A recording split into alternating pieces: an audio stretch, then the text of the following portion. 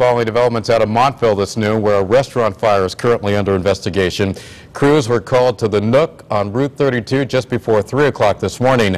News 8's Allie Reed spoke to the owner, who is just devastated after just opening that restaurant a few short months ago. This is one of nearly a dozen fire trucks that responded to the scene around 3 o'clock this morning after a neighbor reported seeing heavy smoke and flames coming out of this Montville restaurant. Route 32 in Montville was shut down early this morning as 50 firefighters from 7 fire departments battled the blaze and heavy smoke. Yeah, I woke up around like 3 o'clock and looked out my window and I had seen like kindling. It was like, kindling starting like a fire. I looked and the roof was catching on fire.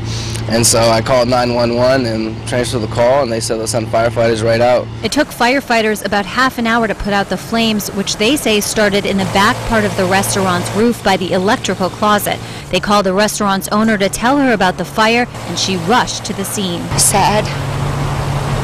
I don't know what to say.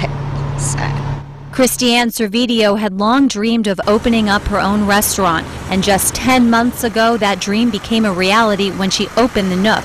But overnight, in a matter of minutes, it was all taken from her. I've been wanting to open my own restaurant. I've ran a lot of kitchens, so I've been wanting to open my own restaurant, and I actually was doing great here. So we were doing really good for just opening,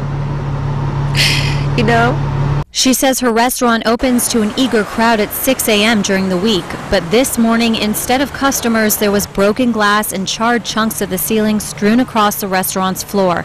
But looking on the bright side, she says at least most of her equipment is okay. The refrigerators are fine, the stoves are fine, like the food's fine. I mean, I'm sure I'll have to throw it out, but like it just burned like right like where the electrical is. So they caught it, obviously they caught it quick.